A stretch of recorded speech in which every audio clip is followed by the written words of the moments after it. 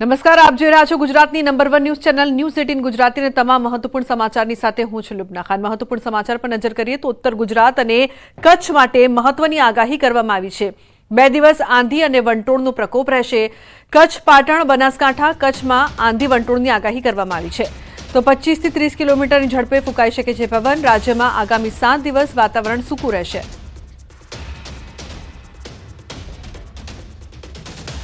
सात दिनों के लिए ड्राई वेदर प्रिवेल करेगा और मैक्सिमम टेम्परेचर की बात करेंगे तो आने वाले 5 दिनों के लिए मैक्सिमम टेम्परेचर नो लार्ज चेंज में रहेगा। और डस्ट स्टॉर्म की बात करेंगे तो सौराष्ट्र, कच्छ, पाटन, सुरेंद्रनगर और बनासकांठा के लिए आने वाले 3 दिनों के लिए डस्ट स्टॉर्म की वार्निंग दी गई है। और इनलैंड रीजन पे गुजरात स्टेट में स्ट्रांग सरफेस विंड प्रिवेल करेगी आने वाले 3 दिनों के लिए, जिसकी विंड की स्पीड होगी 25 से 30 किलोमीटर पर आवर। तो 4 जूने લઈને હવામાન વિભાગની આગાહી। 4 જૂને રાજ્યમાં વાતાવરણ સૂકું રહેશે। 4 જૂને મહત્તમ તાપમાન 42 થી 44 ડિગ્રી રહેવાનું अनुमान। कच्छ रीजन की बात करेंगे तो कच्छ रीजन में 4 तारीख को जो मैक्सिमम टेम्परेचर होगा वो 35 से 39 डिग्री सेल्सियस के आसपास रहेगा। और कच्छ रीजन में सबसे ज़्यादा जहाँ पे मैक्सिमम टेम्परेचर होगा वो भुज में 38 से 40 डिग्री सेल्सियस के आसपास मैक्सिमम टेम्परेचर होने का पूर्वानुमान दिया गया है 4 तारीख को। और सौराष्ट्र रीजन की बात करेंगे तो सौराष्ट्र रीजन में अमरेली, भावनगर, सुरेंद्रनगर और राजकोट में जो मैक्सिमम टेम्परेचर 4 तारीख को होगा वो 42 से 44 डिग्री सेल्सियस के आसपास होने का पूर्वानुमान है। तो गुजरातમાં ચોમાસાની એન્ટ્રી ધમાકેદાર રહેશે। આ વખતે ચોમાસું 1990ની પેટર્નથી બેસવાનું છે। રાજ્યમાં ચોમાસું ધમાકેદાર રીતે એન્ટ્રી કરશે। ચોમાસાને લઈને હવામાન નિષ્ણાંત અંબાલાલ પટેલે જોરદાર આગાહી કરી છે। આ વખતે 1990ની પેટર્નથી ચોમાસું બેસવાનું છે। 15 જૂન આસપાસ ગુજરાતમાં ચોમાસું દસ્તક દેશે। ત્યારે વહેલું ચોમાસું બેસતા ખૂબ સારું રહેવાની શક્યતા છે, જેથી કાળઝાળ ગરમીથી રાહત મળવાના પણ સંકેત છે। જોકે રાજ્યમાં પવન અને ગરમીના કારણે બફારાનું પ્રમાણ વધશે। તો બીજી તરફ આંધી વંટોળની પણ આગાહી છે। 4 જૂનથી સમગ્ર રાજ્યમાં આંધી વંટોળનું પ્રમાણ વધશે। દક્ષિણ ગુજરાત અને સૌરાષ્ટ્રમાં 4 થી 6 જૂન વરસાદ પડશે। ચોમાસાની શરૂઆતમાં જ રાજ્યમાં સારો વરસાદ પડશે। એમાં પણ સુરત, વલસાડ, નવસારી, તાપી, આહવા, ડાંગમાં સારો વરસાદ પડશે। તો દ્વારકા, જૂનાગઢ, જામનગર, અમરેલી, ગીર સોમનાથ, ભાવનગર, પોરબંદરમાં પણ સારા વરસાદની આગાહી કરી છે। અમદાવાદ અને ગાંધીનગરમાં 18 થી 20 જૂન વચ્ચે વરસાદની આગાહી છે। અંબાલાલ પટેલે જુલાઈ અને ઓગસ્ટમાં ભારે વરસાદની આગાહી કરી છે। તો હવે વાત કરીશું લોકસભાના અંતિમ તબક્કાના મતદાનની।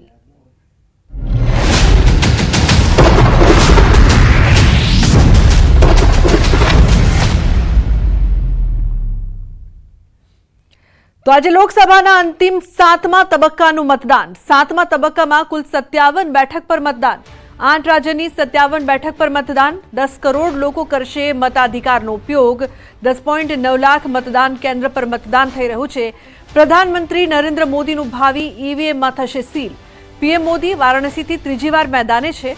6 કેન્દ્રીય મંત્રી, 1 પૂર્વ મુખ્યમંત્રી પણ મેદાને, ત્યારે 4 અભિનેતાઓ પણ મેદાને છે। કંગના રનૌત, રવિ કિશન મેદાને, તો પવનસિંહ, કારાકાટ, કાજલ નિષાદનું ભાવિ પણ ઈવીએમમાં સીલ થશે। 57 બેઠક પર 904 ઉમેદવારો મેદાને છે।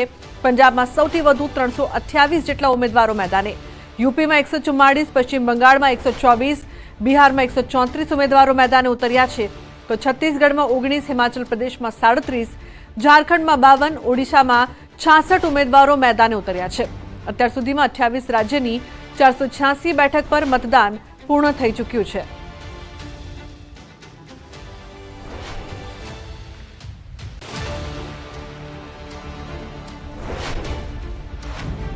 તો લોકસભા ચૂંટણીના 7મા અને અંતિમ તબક્કાના મતદાન માટે પીએમ મોદીએ ટ્વીટ કરીને અચૂક મતદાન કરવા માટે અપીલ કરી છે। તેમણે ટાંક્યું છે કે આ તબક્કામાં તમામ મતદારોને મારી અપીલ છે કે લોકતંત્રના આ મહાપર્વમાં જોશથી ભાગ લે। મને વિશ્વાસ છે કે યુવાનો, મહિલા મતદારો મતદાન માટે રેકોર્ડ તોડશે। આવો સાથે મળીને લોકતંત્ર વધુ જીવંત બનાવીએ। તો મહત્વનું છે કે પીએમ મોદીએ ટ્વીટ કરીને તમામ લોકોને અચૂક મતદાન કરવા માટે અપીલ કરી છે। યુવાનો, મહિલાઓને રેકોર્ડ બ્રેક મતદાન કરવા માટે પણ પીએમએ ટ્વીટના માધ્યમથી અપીલ કરી।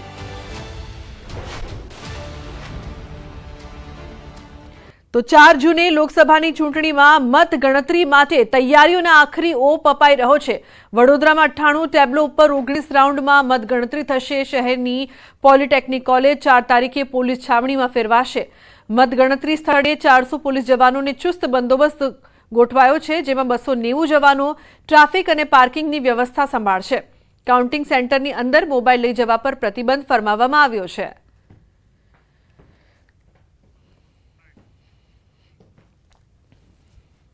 તેના માટે સલામતીના ભાગરૂપે તમામ વ્યવસ્થા થઈ ગઈ છે, જેમાં ડીસીપી, એસીપી અને પોલીસ પર્સનલ સહિત 400 માણસો જે છે એ 3 લેયરમાં બંદોબસ્ત જાળવશે, જે 3 લેયરમાં ગોઠવવામાં આવેલો છે. એક બિલ્ડિંગની અંદર કે જે કાઉન્ટિંગ થવાનું છે, બિલ્ડિંગની બહાર ઇનર સાઇડ અને બિલ્ડિંગ પ્રિમાઇસીસની બહાર મેઇન ગેટ અને પાર્કિંગ. તો કેન્દ્રીય ગૃહમંત્રી અમિત શાહ આજે અમદાવાદ આવશે. સવારે સોમનાથ મંદિરે દર્શન કરીને બપોરે અમદાવાદ આવવા માટે તેઓ રવાના થશે. ગઈકાલે પણ અમિત શાહે સોમનાથ દાદાના દર્શન કર્યા હતા. ગૃહમંત્રી અમિત શાહ પરિવાર સાથે તેમણે ધ્વજા પૂજા કરી. સોમનાથ ટ્રસ્ટે ગૃહમંત્રીનું મોમેન્ટો આપીને સ્વાગત કર્યું હતું. અમિત શાહે ગંગાજળનો જળાભિષેક પણ કર્યો હતો. આ સમયે સાંસદ રાજેશ ચુડાસમા, સોમનાથ ટ્રસ્ટના ટ્રસ્ટી જેડી પરમાર, ઝવેરીભાઈ ઠકરાર, મહેન્દ્ર પીઠિયા સહિતના અગ્રણીઓ પણ ઉપસ્થિત રહ્યા છે. જે બાદ તેઓ સોમનાથ સર્કિટ હાઉસમાં રોકાયા હતા.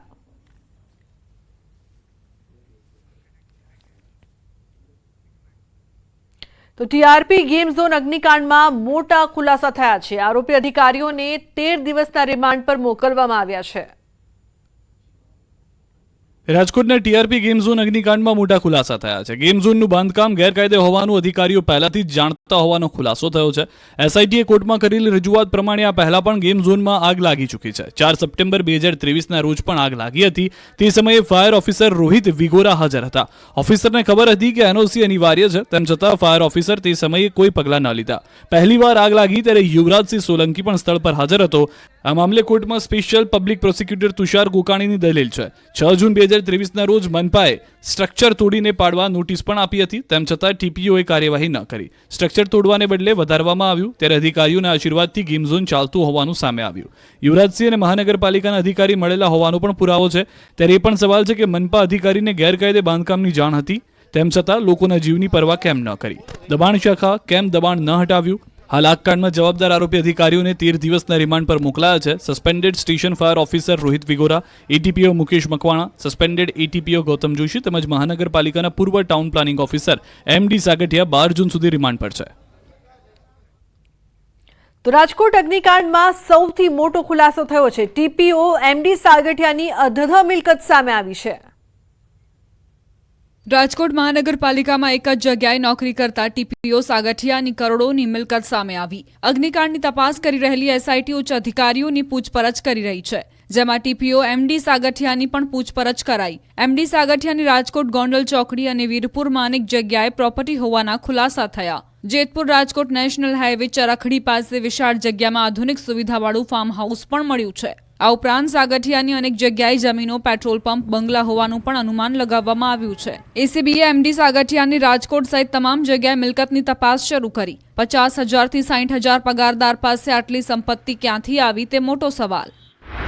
તો બીજી તરફ અગ્નિકાંડમાં સસ્પેન્ડેડ પીઆઈનું પણ નિવેદન લેવાયું. વીઆર પટેલનું નિવેદન નોંધીને તેમને મુક્ત કરાવાયા હતા. સાથે જ તત્કાલીન પીઆઈ જેવી ધોળા અને વીએસ વણઝારાની પણ પૂછપરછ કરાઈ.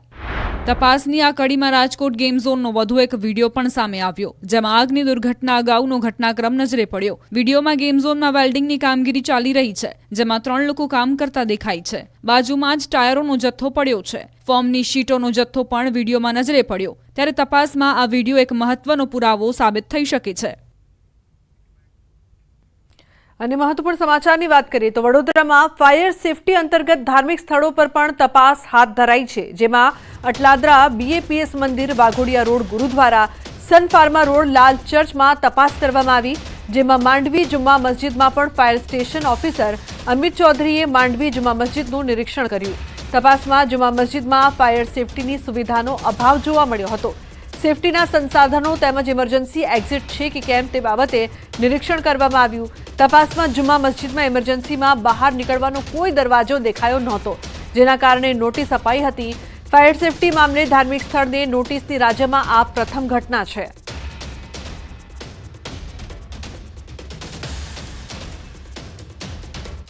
વડોદરાની એમએસ યુનિવર્સિટીના સત્તાધીશોની ફાયર સેફટી મામલે લાલિયાવાડી જોવા મળી છે. ફાયર વિભાગે નોટિસો ફટકારી છતાં ઊંઘ ન ઉડી. યુનિવર્સિટી તરફથી કોઈ કાર્યવાહી ન થતા ફાયર વિભાગ હરકતમાં આવ્યું. ફાયર સેફટીનો અભાવ જણાતા ટેકનોલોજી ફેકલ્ટીનું વીજ જોડાણ પણ કપાયું. હવે તમામ ફેકલ્ટીની 32 બિલ્ડિંગના વીજ જોડાણ કપાશે. વીજ જોડાણ કપાતા રઘવાયા થયેલા વીસી રજિસ્ટ્રાર મનપા કમિશનરને મળવા માટે દોડ્યા હતા. યુનિવર્સિટીમાં ત્વરિત ફાયર સેફટીની સુવિધા ઊભી કરવા સ્પષ્ટ સૂચના અપાઈ. જો બીજી ફેકલ્ટીમાં વીજ જોડાણ કપાશે તો સર્જાશે મોટી મુશ્કેલી. યુનિવર્સિટીમાં પ્રવેશ અને પરિણામ તૈયાર કરવાની કામગીરી અટવાઈ શકે છે.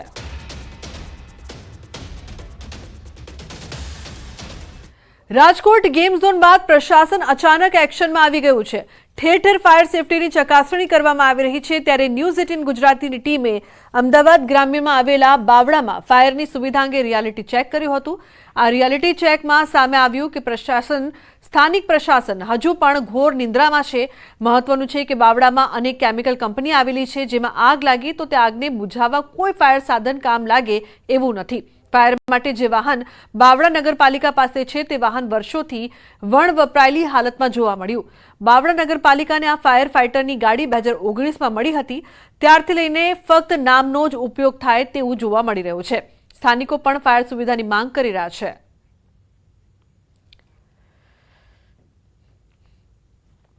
અમારે ધોળકા, અમદાવાદ, સાણંદ તે પ્રમાણે અમારે વ્યવસ્થા કરવી પડતી હોય છે. જે અડધો પોણો કલાકના સમયના અનુસંધાને એ લોકો બાવળા આવતા હોય છે અને પછી અમારી આ ફાયરની સુવિધા પૂરી પડતી હોય છે. તો એ બાવળા તાલુકા લેવલે અમારે જે જોઈએ છે તે મળતું નથી. આ સિવાય આવું પણ નાનું ફાયર પણ અમારા બાવળા નગરપાલિકાની બાજુમાં ત્યાં પડેલ છે.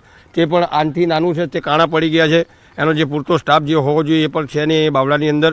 તો એનાથી આ સુવિધાથી અમે વંચિત રહી ગયા છે. તો આ લેવલે સરકારે કંઈક આગળની પરિસ્થિતિને ધારાધોરણ પ્રમાણે આગળ વધે અને અમને બાવળા તાલુકા લેવલે અમને કંઈક આપે, જેની અમે માંગણી કરી રહ્યા છીએ.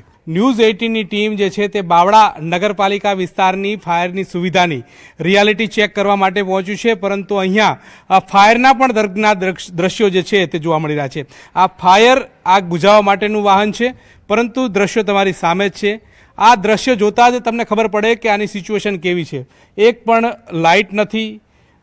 જે ફાયરની જે ગાડીઓ જે છે તે કાટ ખાઈ ચૂકી છે, તૂટી જાય તે પ્રકારની સ્થિતિની અંદર જોવા મળી રહી છે. એટલે કે આગ લાગે તો આ વાહન ફક્ત ને ફક્ત શોભાના ગાંઠિયા સમાન હોય તે પ્રકારે લાગી રહ્યું છે. એના ટાયર તમે જુઓ તો ટાયર પણ સાવ ખવાઈ ગયા હોય તે પ્રકારના દ્રશ્યો જે છે તે જોવા મળી રહ્યા છે. સાથે સાથે તમામ પ્રકારની જે સુવિધા જે છે તે ફક્ત ને ફક્ત વણ વપરાયેલી હોય, જ્યારથી હોય તે પ્રકારની સિચ્યુએશન જે છે તે જોવા મળી રહી છે. એટલે કે ન તો આ ફાયરની વાહનની અંદર કોઈ પણ પ્રકારની વ્યવસ્થા જે છે તે જળવાયેલી છે કે ન તો કોઈ પણ પ્રકારની સુવિધા હોય તે પ્રકારના દ્રશ્યો જે છે તે જોવા મળી રહ્યા છે. કાટ ખાઈ ગયું છે, વણ વપરાયેલું વર્ષોથી પડ્યું છે. અહીંના સ્થાનિક લોકોનું આ પ્રમાણેનું કહેવું છે. આ પ્રકારના દ્રશ્યો જે છે તે જોવા મળી રહ્યા છે કે જ્યાં ફાયરના વ્યક્તિઓ આવે, ફાયર માટેની કામગીરી કરે તો પણ કેવી રીતે કરે તે પ્રકારની સિચ્યુએશન હાલ તો આ ફાયરના વાહન થકી જોવા મળી રહી છે. અહીંયા છાસવારે આગના બનાવો બને છે, પરંતુ અહીંયા બહારથી એ ફાયરના વાહનો મંગાવવા પડે છે અને બહારથી ફાયર જે છે તે કંટ્રોલ કરવા માટેની કવાયત હાથ ધરવી પડે છે. આ ફક્ત ને ફક્ત આ પ્રકારનું વાહન જે છે તે જોવા મળી રહ્યું છે. ન તો અહીંયાથી પાણી નીકળી શકે તે પ્રકારની વ્યવસ્થા છે. તમામ જે ઇક્વિપમેન્ટ જે છે તે કાટ ખાઈ ચૂક્યા છે. વર્ષોથી આ જે સાધન જે છે તે અહીંયા જોવા મળી રહ્યું છે. જો કે અહીંયા જે પ્લેટ લાગેલી છે તે પ્લેટમાં પણ કંઈ પણ જોવા ન મળે તે પ્રકારની સિચ્યુએશન જે છે તે પણ જોવા મળી રહી છે. 2009ની અંદર આ ઇન્ફ્રાસ્ટ્રક્ચર આવ્યું છે અને ત્યારબાદ વણ વપરાયેલી હાલતમાં પડ્યું હોય તે પ્રકારની દ્રશ્યો જે છે તે જોવા મળી રહ્યા છે. આ ફાયર છે, આ ફાયરની સુવિધા છે.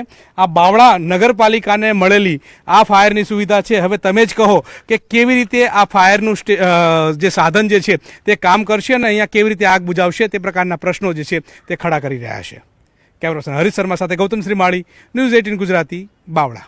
નગરપાલિકા દ્વારા પોતાનું નવું મોટું વોટર બ્રાઉઝર એની વ્યવસ્થા કરી છે, જે આગામી 15 થી 20 દિવસમાં નગરપાલિકાને સુપરત થશે. તો જામનગરમાં કોર્પોરેશનની ટીમે ઠેબા ચોકડી નજીક એક રેસ્ટોરન્ટને ફાયર સેફટીના અભાવે સીલ કર્યું હતું. ત્યારબાદ રેસ્ટોરન્ટ માલિકે નિયમોને નેવે મૂકીને રાત્રે ફરી રેસ્ટોરન્ટ ચાલુ કરી દીધી હતી, જેને લઈને જામનગર મહાનગરપાલિકાએ રેસ્ટોરન્ટ માલિક સહિત 3 લોકો સામે પોલીસ ફરિયાદ નોંધાવી છે. પોલીસે સરકારી આદેશની અવગણના કરવા બદલ 3 લોકો સામે ગુનો દાખલ કરીને વધુ તપાસ હાથ ધરી છે. આ ગુનાના કામે 3 આરોપી વિરુદ્ધમાં અત્યારે હાલ ફરિયાદ દાખલ કરવામાં આવેલ છે, જેમાં હોટલના માલિક છે જીતેન્દ્રભાઈ અને હોટલના મેનેજર શ્રી વિશાલ કોટક અને વિરેન બોરાના વિરુદ્ધ ગુનો દાખલ કરેલ છે.